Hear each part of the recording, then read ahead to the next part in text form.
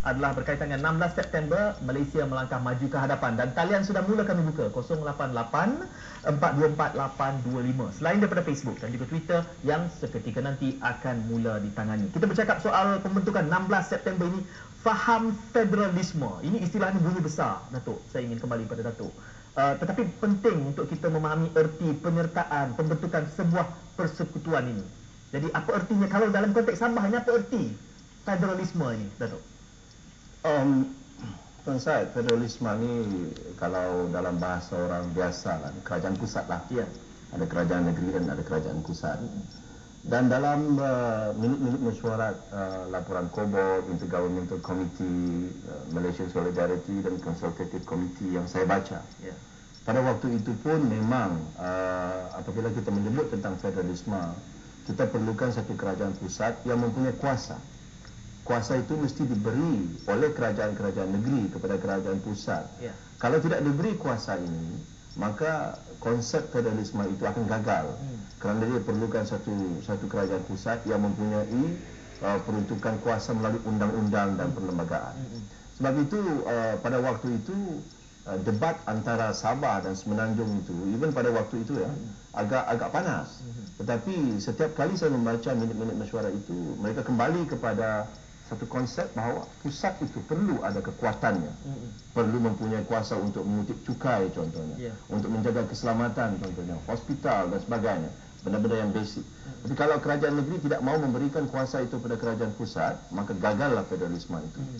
Cuma dalam bentuk federalisme, dan betulkan saya profesor dan doktor, saya kira di seluruh negara, di seluruh dunia, perdebatan tentang perpindahan kuasa itu dan juga pengagihan revenue atau pendapatan itu berterusan, bukan saja di Malaysia.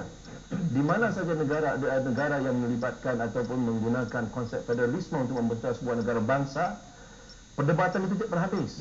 Malah di UK sendiri, saya kira Northern Ireland, Scotland dan juga Wales sudah tentu sentiasa melihat bahawa England itu menguasai segalanya, London itu. Jadi, tetapi pada saya berbalik kepada satu soalan yang dibagi tahu oleh, yang diutarakan oleh Tuan Syed tadi berkenaan dengan politik dan sejarah. Masalah yang saya hadapi ataupun yang saya perhatikan di negeri Sabah ini ialah kita mempolitikkan sejarah. Itu betul. Pada satu tahap saya kira kedua-dua belah pihak lah. Kita jangan cakap pembangkang ataupun kerajaan. Kedua-dua belah pihak. Saya kira ada pada masa dan ketikanya kita gunakan sejarah itu sebagai alat politik. Tetapi pada saya, kalau contohnya federalisme, federalisme ini jangan dilihat sebagai satu bentuk yang mau menjajah. Ini bukan. Kalau kita pahami federalisme ini sebenarnya adalah satu konsep yang mana yang bilangan kecil ini bersatu untuk membuat satu unit yang lebih besar. Sinergi. Tadi profesor dah mengatakan tentang kekuatan ekonomi. Kalau kita berada dalam Malaysia, sementara kita berdiri atas kaki sendiri di negeri Sabah. Saya kira antara lainnya ialah economies of scale. Apabila kita berada dalam satu negara yang lebih besar, orang akan mengetahui Malaysia itu besar, maka pelaburan masuk. Tidak semestinya ini konteks 1963. Mungkin sekarang ini semua satu dunia mengetahui Sabah, tapi saya fikirkan 63 ini. Kemudian economies of scale dari segi British sendiri agak ragu bagaimana Sabah untuk mempertahankan dirinya. Kos mempertahankan diri, membangunkan pertahanan itu terlalu tinggi. Jadi kita gunakan Melaya pada waktu itu, tanah Melayu yang sudah mempunyai kekuatan ketenteraan. Dan kemudian juga saya kira yang paling penting kepada saya ialah dengan bergabung di bawah negara Malaysia, satu konsep federalisme ini, negeri Sabah dapat mengurangkan apa yang dipanggil learning curve of nation building ini. Kalau tidak, kita kena bermula daripada bawah.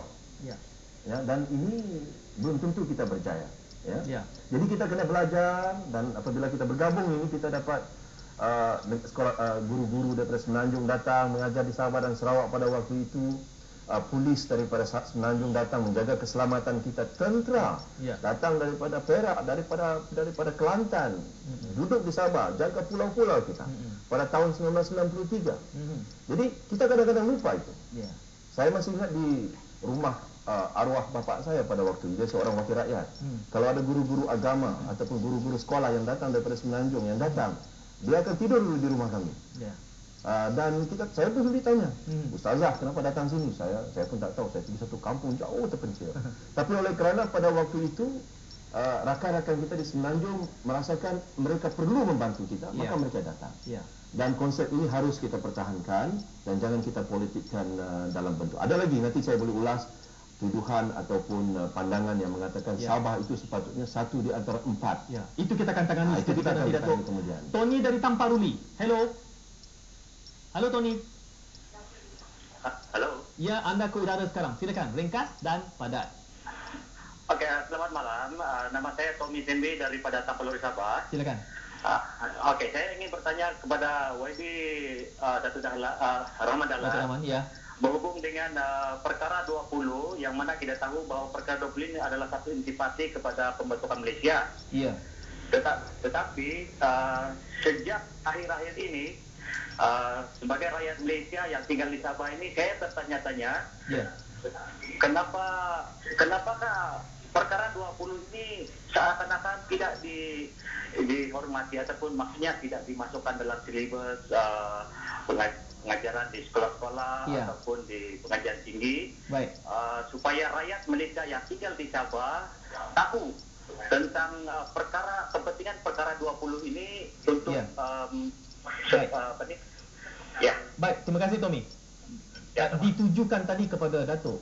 Saya melihat Prof juga tersenyum, Dr. Jemiri, seperti sudah menjangkakan ini akan ditanyakan, tapi ditujukan pada ini satu soalan yang agak baik dan ini isu yang agak panas juga. Setiap kali dalam pilihan raya 20 perkara ini ada satu perkara yang besar, tuan saya.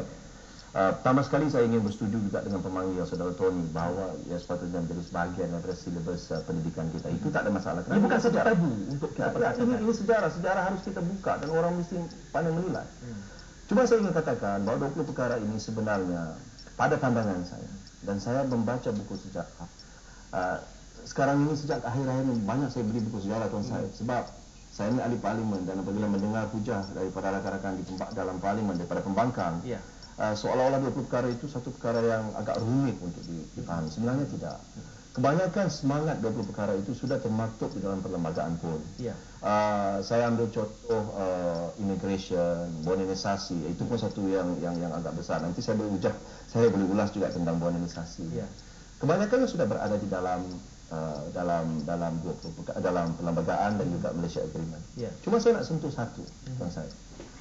Pada permulaan pembentukan Malaysia, apabila Lord Corbo dan Komiti Intergovernmental Committee, Malaysian Solidarity Committee, semua ini berjumpa dan sebagainya, sudah tentu pemimpin-pemimpin Sabah duduk bersama dahulu, pre-council dahulu, untuk menentukan apa dia yang kami mahu. Maka terwujudlah 20 perkara tersebut. Tetapi ada beberapa perkara yang selalu disebut dan saya malam ini saya terpaksa menyentuh ini. Walaupun ia mungkin bagi generasi muda yang saya wakili, kita tidak ada tabu dalam 20 perkara yang kita tidak boleh bincang. Contohnya sekarang ini ada yang mengatakan parti pembangkang, ahli-ahli pembangkang rakan kita, kembalikan semangat 20 perkara. Dahulu contohnya perkara 1 dalam 20 perkara, yaitu agama Islam. Agama Islam yang menyentuh tentang agama. Dalam 20 perkara pertama sekali ialah tidak ada agama rasmi di dalam negeri Sabah, walaupun agama Islam itu diterima sebagai agama persekutuan. Ada cerita di sebalik itu tuan saya. Pada waktu perjumpaan di antara Ghazali Syafi'i pada waktu itu, rakan-rakan daripada Semenanjung, oleh kerana mereka mempunyai agama rasmi, mereka mahukan supaya agama rasmi untuk negeri Sabah. Dan ditentang oleh beberapa pemimpin daripada Sabah. Mereka kata kita tidak pernah ada agama rasmi.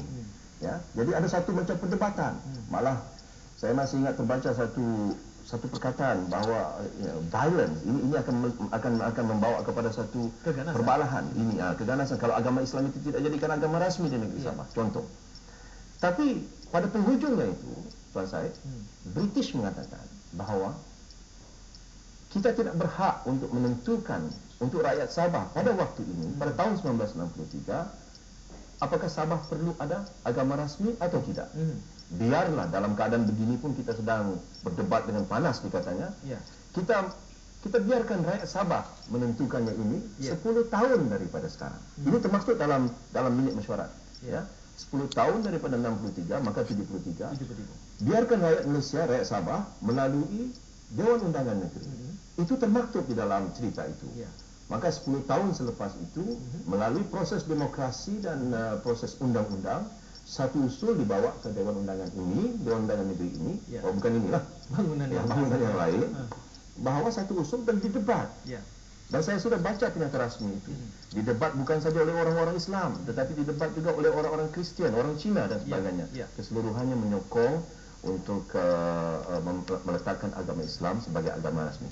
Kalau kita kembalikan semangat 20 perkara itu, bermakna pada saya itu meminta supaya agama Islam tidak menjadi agama rasmi negeri Sabah. Dan ini akan membuat satu pada saya lah masalah besar yang lain. Jadi saya tidak tahu, saya kira Parti Pembangkang harus menerangkan apa maksudnya. Di peringkat ini yang saya terfikir, Prof Teo, bahawa bercakap soal hubungan kerajaan pusat, federalisme ini seolah-olahnya merupakan suatu yang besar kepada khalayak di Sabah dan Sarawak. Tetapi di Semenanjung seolah itu bukan suatu isu yang harus mereka fahami.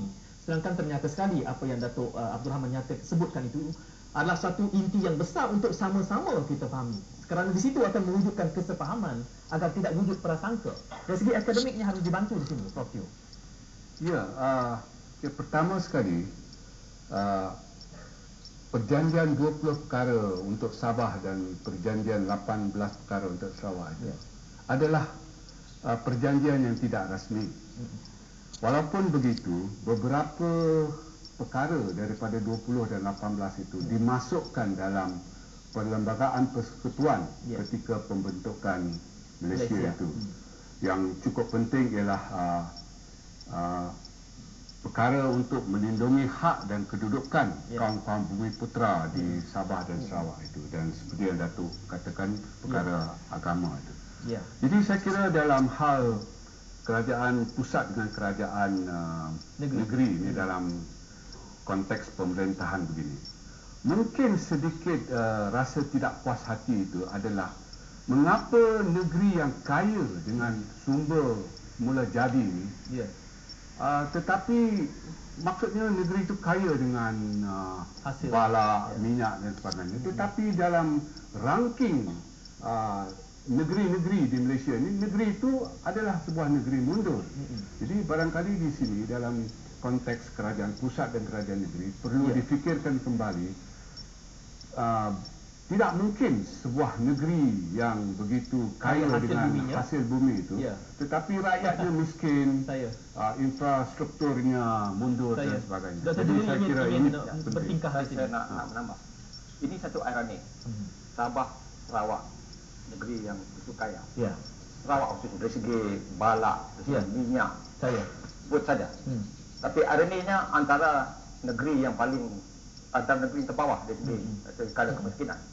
Jadi di mana silapnya? Adakah kita nak menunding jari, 10 jari ke arah kerajaan pusat, atau kita harus menunding jari juga ke arah pemimpin negeri yang dilihat, kalau saya diizinkan menggunakannya, soal pengurusan negeri. Soal pengurusan. Ini juga ironi pada saya, kerana kita melihat KDNK Sabah, kerana kita berada di Sabah, seingat saya di tangga ke-7.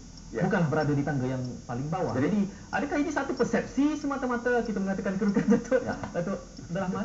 Sebelum saya jawab pasal soal kemiskinan ini, izinkan saya bawa satu perkara dalam 20 perkara yang minat Profesor.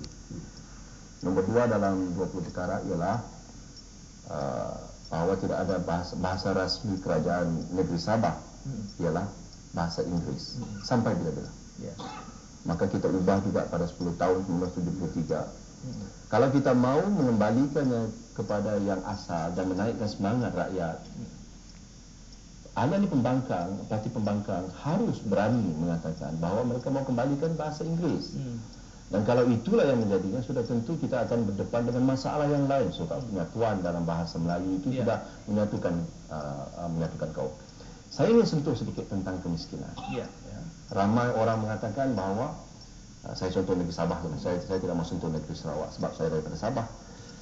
Negeri Sabah kaya dan kadar kemiskinannya tinggi. Jawapan saya kepada itu senang. Kekayaan tidak mungkin satu-satunya yang boleh menyelesaikan isu kemiskinan. Saya bagi contoh tuan saya. Tahun 1963 sebelum Sabah masuk ataupun membentuk Malaysia, kemiskinan di negeri Sabah ini adalah yang paling tertinggi, 70, 80, ada kawasan-kawasan itu 100%. Ya, dalam benchmark yang ada sekarang ini. Itu satu. Tahun 2004, kemiskinan negeri Sabah telah jatuh kepada 24%. Pada tahun 2009, dia jatuh lagi kepada 19%. Itu 2009. Saya pasti pada tahun 2011 dan 2012 ini, dia akan jatuh kepada tahap lebih kurang 15%. Okey.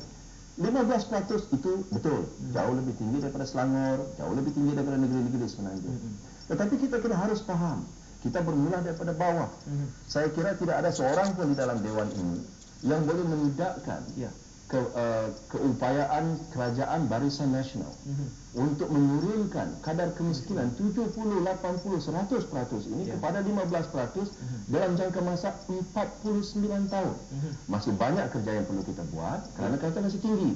Tetapi untuk mengatakan bahawa kerajaan tidak bertanggungjawab dan tidak menjalankan tugas untuk mengurangkan kemiskinan, itu pun saya rasa satu denial syndrome. Kita harus memberi kredit kepada yang memerlukan. Okey, itu satu. Yang kedua, tuan saya sekejap. 15%. Negara paling terkaya di Malaysia, di dunia ini siapa, tuan saya? Amerika Syarikat. Bukan saja terkaya dari segi ekonomi, terkuat dari segi tentera. Telah merdeka 200 tahun lebih. Saya mau tanya tuan saya ada komputer di depan. Cek. Kadar kemiskinan di Amerika Syarikat adalah pada tahap 13-14%. Di United Kingdom lebih daripada 10%. Di Australia lebih daripada 10%. Tapi di Malaysia, di Sabah, pada kadar saya tidak bangga dengan 15% tuan saya, tidak. Tetapi saya ingin membawa perbahasan ini dalam konteks perspektif yang lebih betul. Bermula daripada bawah, turun daripada 80, 90, 70% kepada 12%. Saya kira itu adalah satu pencapaian yang cukup. Main golf juga ada handicapnya. Betul. Jadi kita akan tangani lebih dalam lagi soalan penonton dalam Dewan ini juga sejurus selepas kita kembali. Kita berjada terlebih dahulu.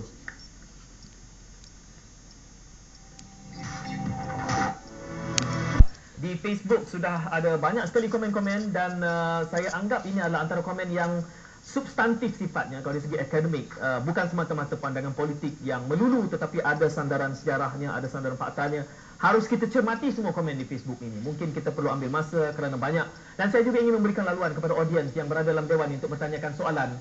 Kita berikan laluan kepada penyoal yang pertama. Silakan. Okey, terima kasih kepada tuan pengacara. Saya Lupin Teleban dari Inanam Kota Kinabalu. Ingin bertanya kepada mana-mana panel ini yang menjawab. Soalan saya ada dua. Pertama, sempena menyambut ulang tahun Malaysia yang ke 2012 ini, adakah kita ini menyambut ulang tahun yang ke-49 ataupun yang ke-55? Itu soalan pertama. Yang kedua, tadi salah satu panel mengatakan bahwa pembentukan Malaysia adalah hasil daripada 3 wilayah, dan yang sangat sekarang diperkatakan adalah Sabah, Sarawak membentuk, dan sebenarnya bukan negeri tapi negara. Adakah ini betul dari segi perspektif konsep baik? Okey, besar itu. Kita punya ruang masa ini, mudah-mudahan kita boleh memurnikan pandangan ini. Saya himpunkan dahulu, boleh kita terima soalan yang kedua? Mohon majukan, silakan. Soalan. Ya, Assalamualaikum, salam sejahtera dan salam satu Malaysia. Saya Muhammad Syabri bin Jumain daripada Politeknik Kota Kinabalu. Saya ingin menanyakan, apakah yang cabaran yang dihadapi dari segi politik, ekonomi atau sosial dan tindakan kerajaan Malaysia terhadap penduduk luar bandar dari segi pendidikan? Pendidikan, baik, menarik. 49 atau 55, 3 wilayah atau 3 negara, dan juga pendidikan luar bandar. Saya majukan kepada Prof Teo. Mana-mana dahulu antara soalan yang terhimpun? Ya, saya ingin menjawab yang tentang pendidikan. Kita tahu pada 11 hari bulan yang lepas, yang amat berhormat Perdana Menteri kita telah melancarkan plan pembangunan pendidikan Malaysia. Walaupun itu laporan awal, tetapi itulah plan untuk membangunkan pendidikan di negara kita. Dan dalam plan itu sudah tentu pelajar-pelajar dan sekolah-sekolah di luar bandar itu diambil kira. Dan dalam plan itu satu formula ialah pendidikan untuk memberi pendidikan yang berkualiti kepada rakyat Malaysia, kita tidak boleh lagi menggunakan satu kaedah. Mungkin sebelum ini kita gunakan satu kaedah yang kita kira dapat mendidik semua anak bangsa yang terdiri daripada pelbagai tahap kecerdasan, latar sosioekonomi dan sebagainya. Tetapi melalui plan pembangunan pendidikan Malaysia yang akan dimulakan pada tahun depan 2013 dan berakhir pada 2025, pendidikan di sekolah-sekolah luar bandar itu diberi penekanan yang istimewa sedikit dari segi kaedah pengajaran dan sebagainya. Ya, kalau kita melihat ke belakang, sebenarnya begitu banyak kemajuan telah dicapai dari taraf pendidikan di luar bandar di Sarawak. Saya masih ingat lagi satu ketika, tak payah bercakap 49 tahun lalu, saya bersekolah tahun 70-an, berjalan kaki tidak mampu membeli basikal, malah nak sarapan pagi pun tidak mampu, disebabkan oleh pinjaman kerajaan, beasiswa, dan juga kita dibenarkan untuk tinggal di asrama. Jadi penduduk luar bandar ini telah mampu meningkatkan bukan saja sosioekonomi tapi tahap pendapatan mereka.